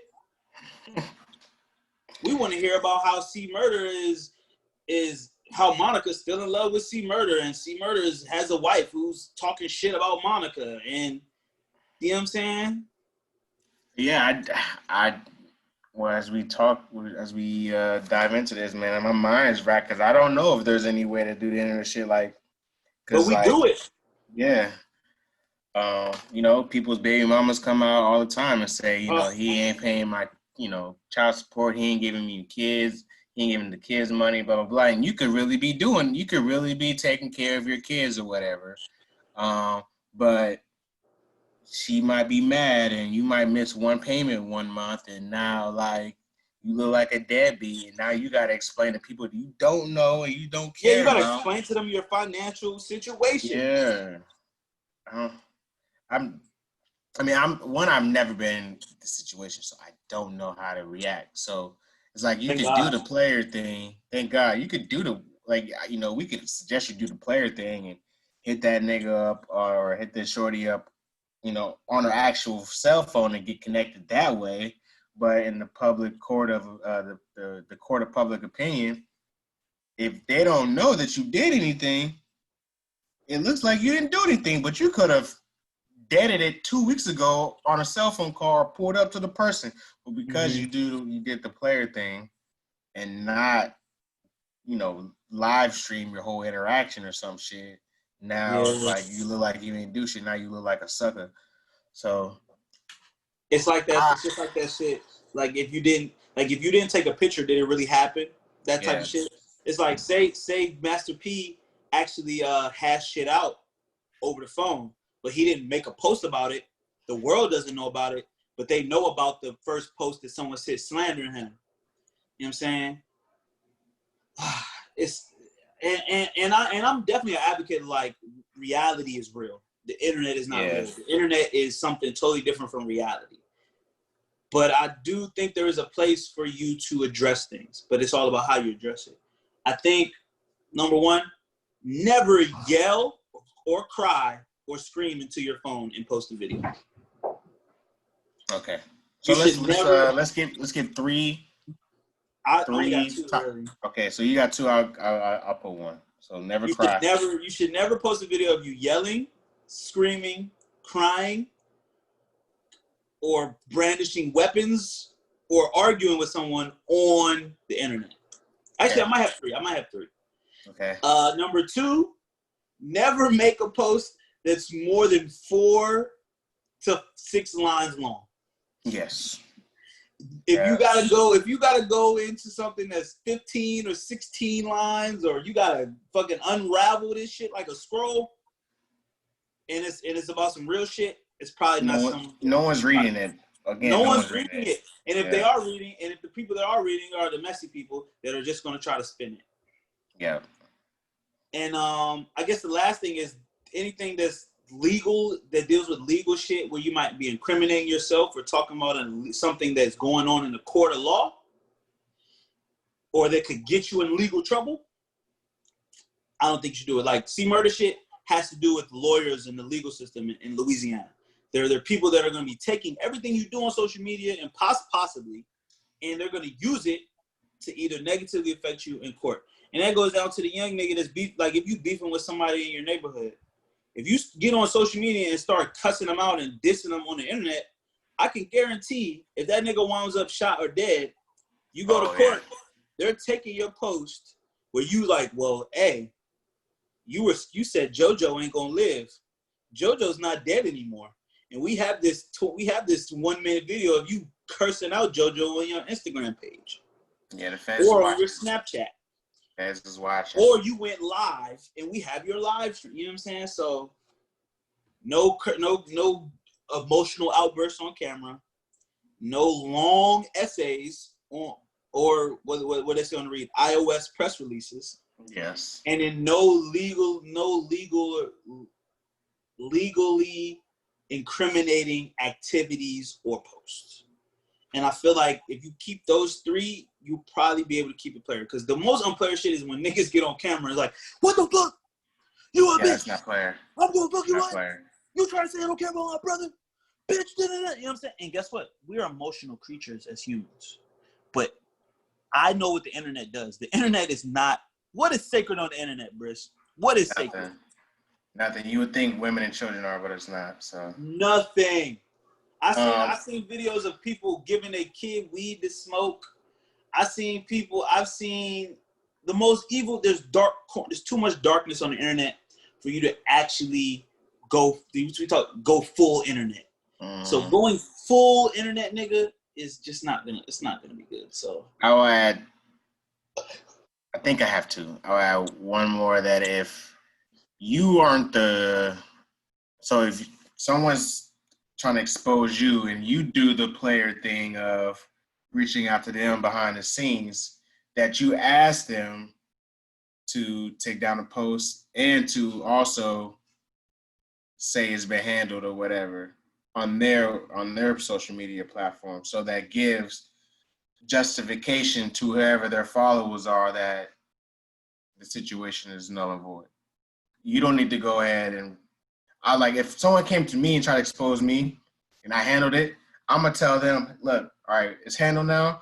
You go back on your social media and say it's handled or whatever, so that people get justification that it's done. Because I'm not doing it on my end, because I don't want to I didn't post on my page to start off with, so I don't need the post to be ended.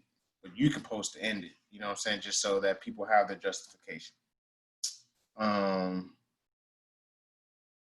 Make that retraction post. You need that retraction. Yeah, you need the retraction post. I had another one, but I can't think about it. I think those 4, you should be good. You know what I'm saying? You should that should hold you down if you get into any type of drama. Oh, and number 5, and it was the first thing he said. Do not say you don't do internet shit on the internet. Yeah. You are on the internet. You have to get a Wi-Fi connection or something to post what you're saying. So you are already doing what you're saying you're not doing, which makes you a liar and a hypocrite. Yes. So, you know what I'm saying? Just don't do it. Now, what do you suggest if you have to explain yourself? Especially when, say someone's like just outright lies on you and then everyone's believing it. I do believe in you stating facts for the public. Like you said, you're a public figure, even if you got like a community of your friends and family that's on the internet, and someone is trying to defame you or say a lie about you, point out the flaws in their argument. We talk about fallacies on this show all the time. You need to point out the flaws. If they don't have no facts, point out that they don't have no facts. But like I said, you got to go back to rule number one. You cannot be irate. You cannot be emotional. You need to be as stoic as possible, especially because your emotions, they're going to use it against you. Oh, he's only mad because he know he got caught. Or she's only mad because he know he a lot. You know what I'm saying? And that shit is, I just hate the mess, bro. Like, yeah. Instead of going in and throwing and breaking more shit, come in that motherfucker with a Swiffer and try to clean it up. And sometimes you need to clean shit up, especially when you're under attack for some shit. Oh, and also admit you're wrong if you were wrong. Yeah. A lot of people don't like to do that. So let's run back this list again. So number one, I think the number one should always be, don't say you don't do internet shit because you're doing internet shit. Don't state it. Number two, don't cry, don't yell, don't get mad at the screen. Into your phone and then post it. Yeah, don't do that. Number three, what was this? No paragraphs, no long essays. Yeah, no long paragraphs.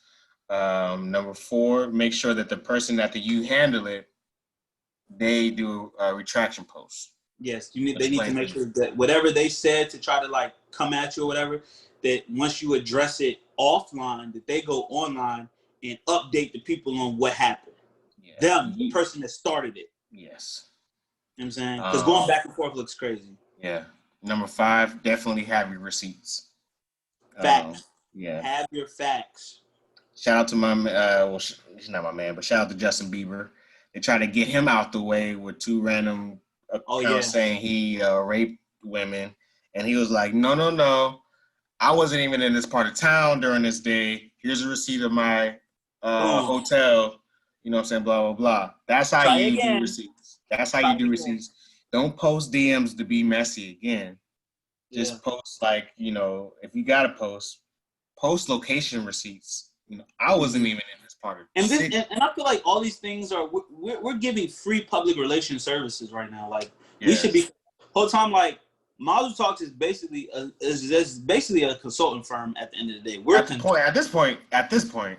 At this point, we're just consultants. So if you come to us and ask how you handle something, this is what we would tell you. So those are 5 things for sure. Like, I think you should be good after that. Yeah, man, because and then also sometimes it's good to have other people vouch for you and like fight your battles for you. Like, so say Chris Brown. So like, instead of Trey Songz going himself and posting those DMs, he could have got 5 joints that he fucked, come up and been like, no, I fucked Trey on this day, and nah, that didn't happen. And then that add, like you said, that probably to number 4, like, have your receipts. No, I have 5 women that I fucked in the last month, and they will tell you how I am. Yeah. This is how I treat the women that I sleep with. Yeah. These women are sensationalizing things to try to bring me down. Because that's what people do on the internet, bro. People put 5 on 5 and try to make it 10. They're trying to sensationalize the shit for the attention, bro. We know attention is a drug, and we have to acknowledge that in the beginning. Internet shit is about attention. I post a picture, I want people to like it. I want people to, if I post something funny, I want people to laugh. I want people to retweet it. I want people, like, I want it. Now, do I need it? No. Because I think the shit's funny. That's why I posted it. But it's good to get that confirmed. Mm-hmm. Now, we know, especially when men and women are trying to be messy, they want as much people agreeing with them as possible. So they're going to sensationalize. They're going to like I said, they can put 5 on that 5, try to make it 10. They're going to fucking try to multiply and double down on the shit. You know what I'm saying? And some people are really good at it. Like Tekashi 6ix9ine, that motherfucker good at sensationalizing some shit. He's good at it. For better or for worse, he knows how to play that internet shit. Yeah. But I think niggas have seen his game, and people are watching. Like I said, people are watching for the crash. People are just waiting for the crash. You know what I'm saying? So don't be somebody that people are just waiting for you to like crash. Don't be Tyrese. Remember Tyrese when Tyrese was going through his meltdowns? He did everything wrong. He definitely violated like 4 of our rules. He fucking posted pictures of Jada Pinkett's number. He cried on Joe. He cried. He loved to have a paragraph. That nigga want to write essays. He still write paragraphs. I have to follow that boy. And then he want to call people and then try to like show the call. You know what I'm saying? Like he was doing everything wrong. Like yeah, you can't. And just for more context of this conversation, the internet is not real. It's very hard to take real player things and translate it to the internet where that is not the rule. The rule on the internet is be as much of a spectacle as possible. That's what the internet is about. Attract the most attention, the most comments, the most retweets. That's what the internet is about. Let me call this nigga a pussy ass nigga and point the gun at my phone. That's getting more views than me. No, what he said was untrue. It is untrue because on the date of July 14th, I was at this location. I have my hotel receipt. That's not getting as many views as nigga. You a motherfucking liar, nigga. Pull up on me right now. It's not. It's just not. You know, so understanding that will help you navigate the internet shit better. Understanding that the rules for the internet are not the rules for the real world. And to follow the great Nipsey on Right Hand of God, he says, but there's some shit they gonna think and there's some shit they gonna say. Mm-hmm. They gonna think that. They can think all the words, but they won't say it to your face. They'll say it online, but they won't say it. And we saw how Nipsey had, like, Nipsey was in a lot of shit, but have you ever seen Nipsey get out of his character like that? Nope. No, and that comes with a lot. It comes with a knowledge of self and an awareness of how goofy people act and then some people do it and they play right into. I'm like, you can't see the setup, bro. Like some people try to set shit up and people fall. I see the waves, bro. I see. Oh, I'm back. I'm back. It took a little bit. This nigga turned sour. I hit a rapid and I was like, God damn. But yeah, I don't even remember what I was saying. But yeah, man, Nipsey. Matter of fact, what would Nipsey do? Ask yourself that. What would Nipsey do?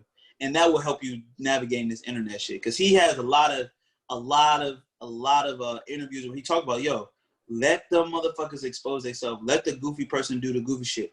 And he also had, and I believe it was on the end of one of his songs, I figured out, he was like, we have to manage how we react to disrespect. We have to, especially in hip hop. That's what he said. He was talking about how we react to disrespect needs to change, especially in this internet age. Back in the day, young people, you disrespect me, I'm riding the bus. I'm riding your bus to your neighborhood, and I'm coming to see you.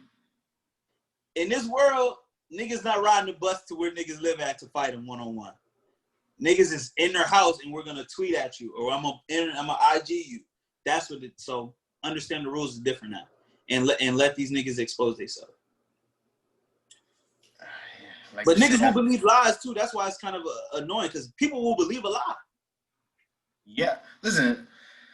Charlamagne the God said, I can't believe I pulled a quote from Charlamagne, but he said that people will believe the lie if the lie is more entertaining.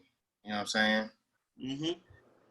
Everybody loves to be entertained. Now, if it's at the expense of the truth, people are okay with letting the truth, be voided out because the lie is way more entertaining for your daily life. So you just got to remember that. And most times, in general, you should always. You can only give energy to how you want to give energy out, right? So if you give energy out, don't be mad with how people respond to it. So if you out here, I think people feed off energy.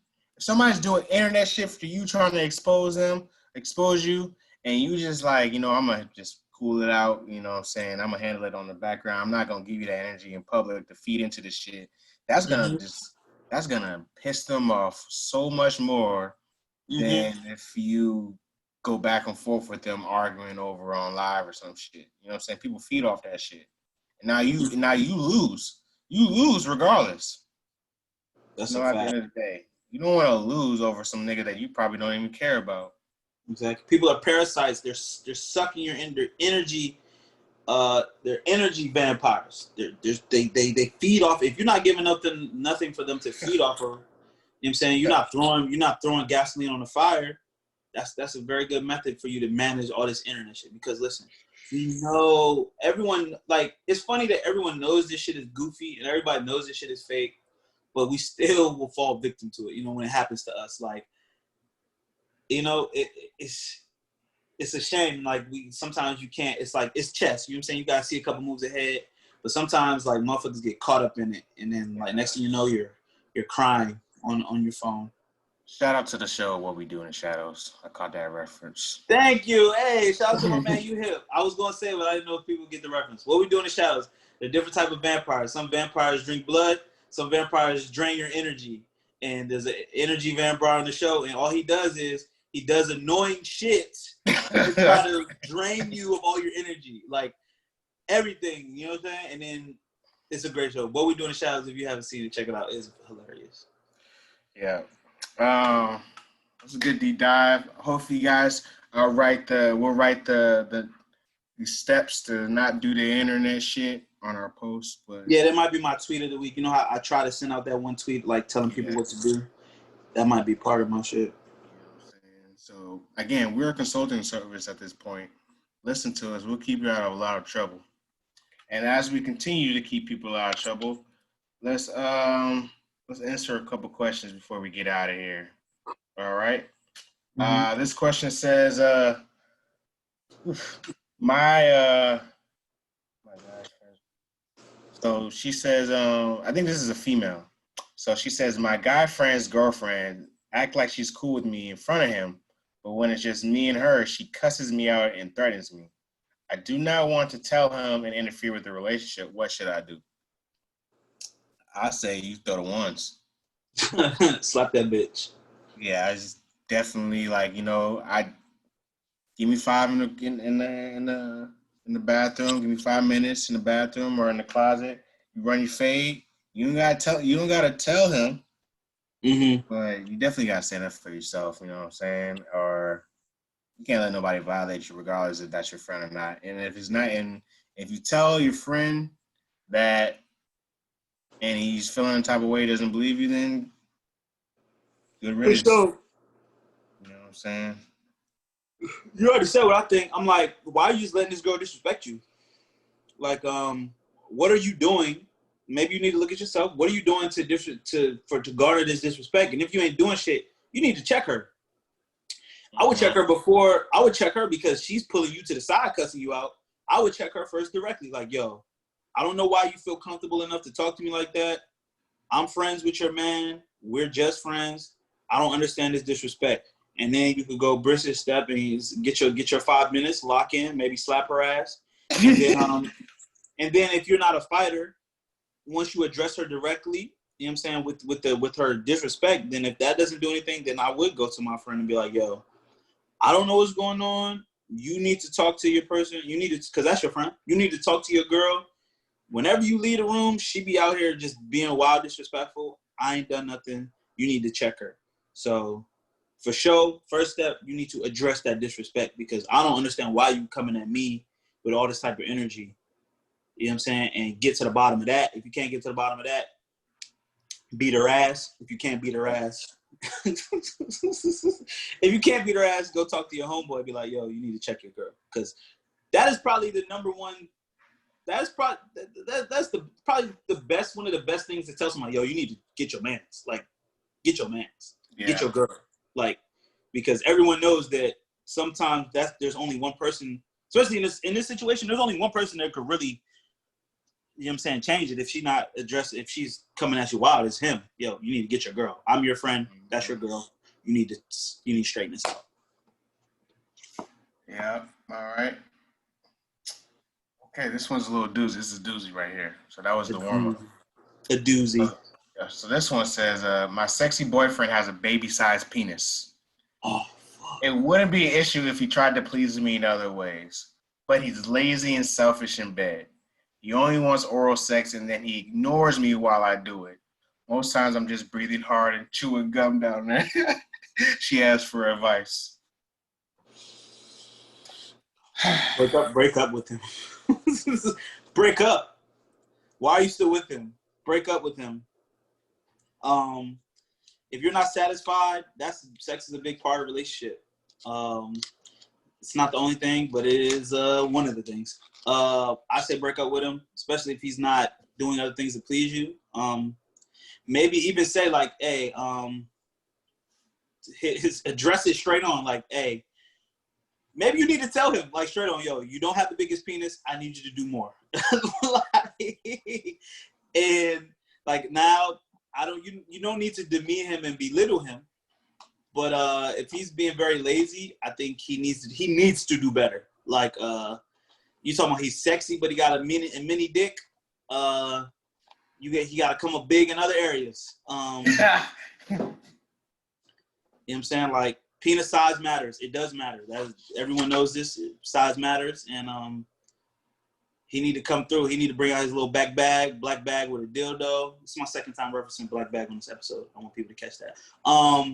Bring out his black bag, maybe a vibrator, dildo, some oils, work his tongue, you know what I'm saying, anal, maybe, you know what I'm saying, shout out to Angela Yee. This is the first time I ever shouted her out. I'm not going to shout out Angela Yee. Never mind. You need to talk to him. And if you don't feel comfortable enough talking to him, you just need to break up with him. And if he asks you why, tell him that he's trash in the bedroom. Yeah. And do it one-on-one. Don't try to expose him online. Like, you'll be like, look, your penis is little and you're not doing enough. It's over. Yeah, communication is key. Definitely start there. I would be a little more passive-aggressive on so I'll give you one step. First one, communicate.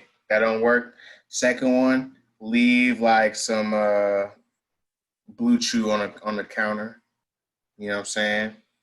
Bro, she said she be giving him neck and he don't be responsive. Like, she just be chewing gum, bro. Like, what's Blue Chew gonna do with that? Give you like my man Wax said, 9-hour meat. You know what I'm saying? Maybe the Blue Chew will just get him more sexually aroused. Oh yeah, because Blue Chew just doesn't make your dick hard. It like kind of gets your libido going. Yeah, it gets you going. So maybe a Blue Chew or a Viagra. He just doesn't know that he needs it. So maybe you need to do what people did with dogs and put it in his treat. You know what I'm saying? Put it in his meal, before his dinner. Am I advising her to drug him? I might be. You say I think I might be advising this woman to drug this man with some Blue Chew or Viagra. So I would do that. Or, I'm being outlandish right now, but you definitely try that. Ask him what the fuck going on. What the fuck is going on? She's been allowing this behavior. Like, yeah, she has, and she shouldn't be condoning this. You know what? This might be. You know what? You see how everything goes full circle? This might be a city girl. You know what I'm saying? There's a bag there. Sexy. She said he was sexy. Women are not gonna be. All right, listen. Men, all we have is our money and our dick sizes. So if one of them is not working well or not up to par, the other one is it has to work harder. Like if you lose one of your senses, the other senses work harder. So obviously this nigga has a little dick, but he's got a woman that continues to suck little meat. So obviously he must be paid. She talking about she be down there chewing gum. That is so disrespectful. So I advise I'm changing my advice. I advise you to go get whatever you need out this nigga's pockets and then leave. That was my first thing breakup with him. Yeah, because sex is all about non-verbal stuff most of the time. Like, yes, some things you need to verbally communicate. Like, no, do this, get here, get there. But she got. Stop giving a nigga head. Yeah, stop. Yeah, then when he be like, why? He'd be like, yo, you don't. Yeah, there you go. Stop giving him head and break up. Yeah, bro. This is crazy. You talk about doozy. This is a doozy. Shit. You're not happy. Yeah, your happiness comes first. And as we say on this podcast, it's not selfish. It's self first. Yes, sir. Yes, ma'am. Yeah. Yeah, you deserve to be Or, pleased. you know what? Actually, I think get you a side nigga. Obviously, like this nigga gotta have money, like I said. So run this nigga pockets, get you a side nigga who can take care of you, and just suck this nigga dry of his money. So And ha then, ha ha ha ha. Okay, suck him dry this money. and then you'll be sexually pleased. You can have best of both worlds. I mean, so I'm not mad at that. Yeah, she deserves to be Definitely deserves a pleased. side nigga. You deserve a side nigga, especially if you said he's sexy. You probably like him aesthetically, his looks, but in the bedroom he's trash. I think people need to tell people about themselves sometimes. You know, We talked about how will he shaming know next week. We if no talked one's about telling shaming him? last week. Huh? We talked about shaming last week. Yeah, shame that nigga, bro. Like, bro, you little meat and you don't eat the pussy and you don't do nothing, bro. Get out of here, bro. Yeah. You can't be little meat and then You gotta shame that nigga. little meat gotta eat. Little meat gotta eat the pussy. You can't be little meat and not out here taking care of your lady. Oh, so Shorty definitely gotta be like, look, before I even give you head, you gotta top me off. Like, you gotta be more Yo, it's aggressive. crazy. It's crazy a woman telling a nigga you gotta top me off. She's like, I need to top before I even get on. Before we even start this, you gotta top me off. You gotta be more aggressive. You gotta put your foot down, Shorty. You know what I'm saying? Yeah, she's allowing this to happen, and she needs to get up out. It's not a good situation. So navigate it the best you can. Take some of our advice or all of our advice, but yeah. Yeah, that's those are questions for this week. I think I might change our Instagram bio to consultation service, Oh, consultation company. we for sure consultants, dog. Like at this point, like for sure, we are like niggas need to. We're giving this away for free for a while, but this trial is running out, people. Mm-hmm. I'm telling you. So if you have any more questions, listeners, you can always send us. You can always DM us or send us emails at mazeltalkthepod@gmail.com. I'm saying this game is free. It's pretty good. For now, it's free. Yeah. All right. So let's go to the last segment of the week. Is our small black business of the week. Next week I'll talk more about my newest venture, but I want to shout out to my brother, my man Ryan Reg. You know what I'm saying, Reggie Douglas, and Warriors and Rogue DMV. Reggie has been talking about this for a long time since I've known him, about starting up his own fashion line. He's really big into streetwear, street fashion, part of the culture and things like that. So he's putting the gas to the pedal to the metal on his shirts. So I saw you had a shirt recently from him. I got a shirt that I locked in with the Vampires in Brooklyn. You know what I'm saying? Shout out to him. I want you guys to look at his website. Seeing a lot of jiggy shit actually. You know what I'm saying? Brands and people that we probably wouldn't even thought about that people see at other websites. So shout out to my man Reggie. I think he's got hats on the way. Holding down a DMV. Yes, sir. You can follow him at Warriors and Rogue DMV, or the same thing with his regular Instagram. I think his website is on the way. So shout out to my nigga Reggie. I want to see you win. You know what I'm saying? Keep grinding, my brother. I promise you don't want to go to war, bitch. Shout out Reg, man. Shout out to Reg. I love my shirt. I can't wait for the next one to come out. We're gonna transition on right into the spiritual segment of the week. Like I said, I don't have answers, but I have a lot of questions. I don't have all the answers, but I have a lot of questions. And this one, I just want to give you 5 things that can help your spirituality and get you through the week. I try to do these 5 things daily. I might have said this on a podcast before, but it never hurts to say them again. These five things, I feel like they help with your spiritual balance, and they also help they help with your mental health as well. So 5 things are: pray, read, whether it be a book, educate yourself about something, or the Bible, or the Quran, or the Torah, whatever you choose to read. Write out your thoughts, write out your feelings. Maybe you want to write something creative. Just get a pen and a paper, or even in your notes on your phone, write. Number 4 is meditate.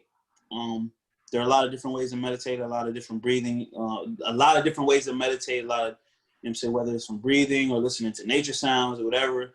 You could do a little research on meditation. You can find the best one for you. Try out different ways to meditate. Number 5 is exercise. Everyone knows exercise is really good for you health-wise. You know what I'm saying? It helps your body image too. If you're dealing with some body image issues, you could drop a little weight, tone some things up, and also just helps you feel better. You know what I'm saying? You get that after workout feeling, and it definitely just helps you feel like you've been productive in the day, which helps your mental health. So 5 things I recommend for this week: pray, read, write, meditate, exercise. If you could go a whole week and do those 5 things every day, I promise you, like, you'll feel like you've accomplished something, and you'll feel like you've made some strides to get better as a human. That's it. Thank you, Terry, for this week. I think one thing I realized with these spiritual moments of the week is that Black people should really evaluate white Christianity, especially with how, slave owners and, colonizers use Christianity to really take away a lot of our history, from Africa and things like that, because African people and African Americans and Black people were very spiritual. And I mean, you see that with Christianity, but like there's thousands of religions that we came from.